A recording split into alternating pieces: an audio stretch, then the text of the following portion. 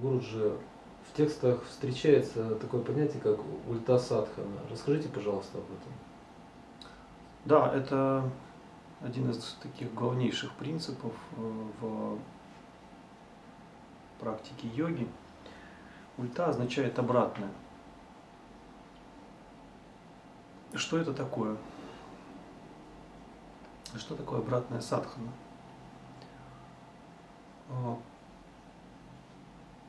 Считается, что иллюзорная природа майя, она проявляется в человеческом существе через различные крайности.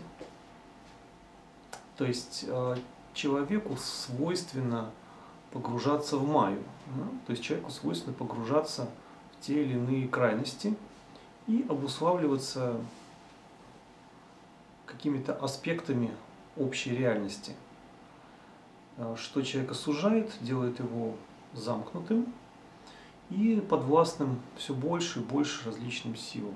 Знаете, есть там такая история, когда монах, так, сейчас я вспомню, там, кажется, проститутка ему предложила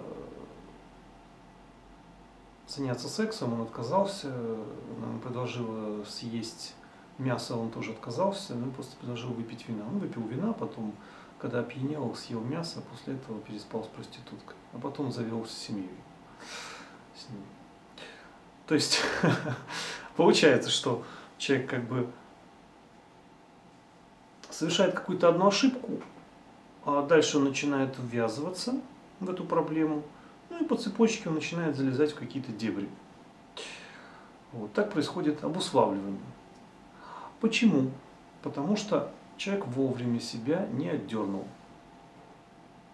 То есть внутри этого человека, в его природе, в пракрити проявилось так, что спровоцировало его на привычные ему действия. Для того, чтобы не попадать в такие провокации, вернее, как бы контролировать свои рефлексы, для этого существует ульта-садхана. То есть люди привыкли там ходить на ногах, да? Йог становится на голову. Люди привыкли дышать хаотично. Йог регулирует дыхание, то есть он его чуть-чуть придерживает, приостанавливает, его замедляет. Йог привык, человек, йоги не особо так привыкают, человек привык кушать много, йог себя как бы отдергивает, вот. Он себе говорит: стоп, надо чуть-чуть как бы не доедать, немножко, то есть чуть-чуть остаться голодным. Человек привык много спать.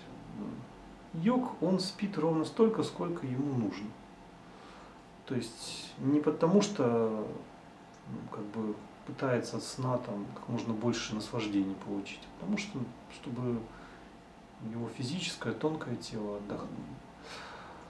Вот, это называется ульта-садхана. И то же самое существует в мантрах. То есть мы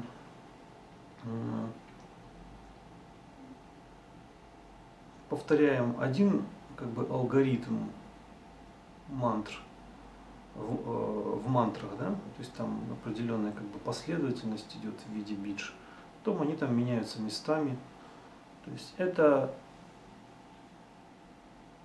как бы из мантры позволяет проявить больше энергии. Вот когда мы совершаем ульта-садхану, то мы не растрачиваем свою энергию на вещи второстепенной важности. И от этого у нас появляется много силы, много энергии. Вот, поэтому как бы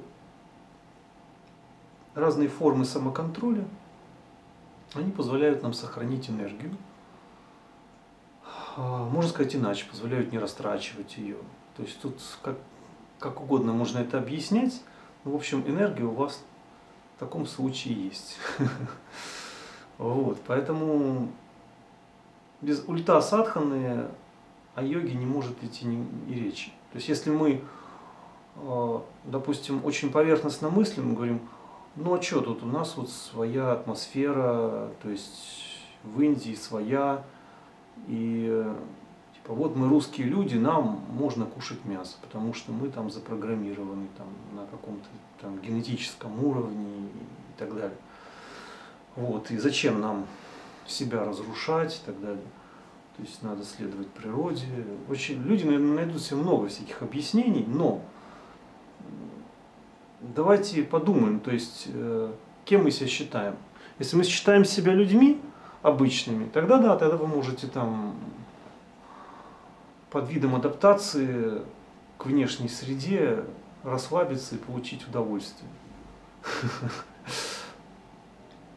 То есть, может быть, Мулабандха вам поможет. Такая форма ульта садханы. А как бы, если вы йог, тогда такие лозунги для йогов совершенно неуместны. Мы должны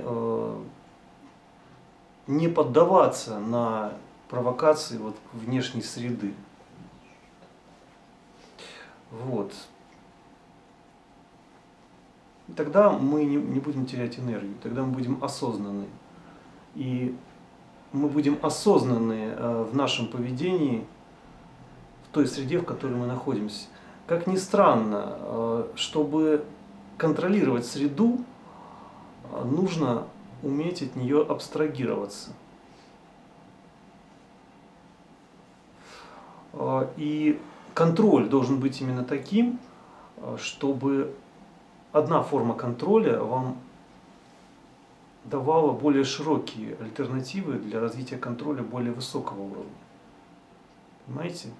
То есть и здесь как бы нет на самом деле каких-то ограничений. Но, опять же, большинство людей эти вещи не понимают, то есть они йогу видят очень поверхностно. Вот. А на самом деле йога – это очень такая жизненно необходимая система. Без нее жить в современном мире невозможно. То есть нам нужно научиться не поддаваться на множество видов провокаций. На каждом этапе пути они могут быть разные.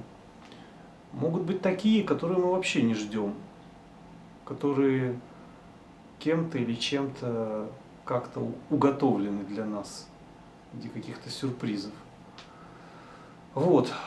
Поэтому надо всегда уметь сказать бай-бай, в случае чего. И,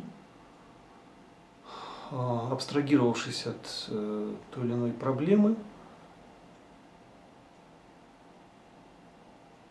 как бы переместившись в другую сферу, набраться там энергии, за счет как бы обновления, за счет вот, как бы трансформации, и с этой энергией вернуться и решать уже проблему. Вот. То есть не надо бросаться на какие-то провокации, сломя голову.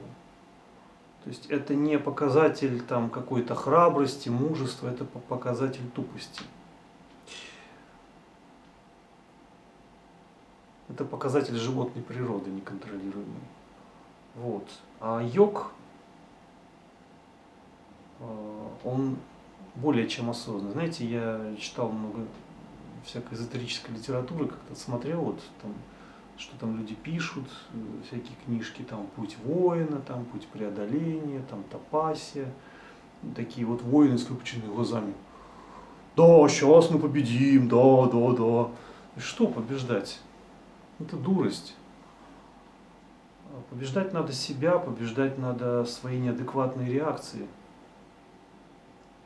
Побеждать надо внутреннее искушение. То есть вы можете победить кого-то, не победив себя. А потом вы встретите такого противника, который вас порвет в клочья. Это дело времени, если вы увлечетесь. Поэтому отречение, вайрагья – это то, что должно быть постоянным, и на каждую ситуацию от нас требуется та или иная вайрагья. Без вайрагьи никак. То есть вайрагья и ультасадхана, они имеют взаимосвязь. Вот, что можно так сказать в двух словах. Спасибо, Гуруджи.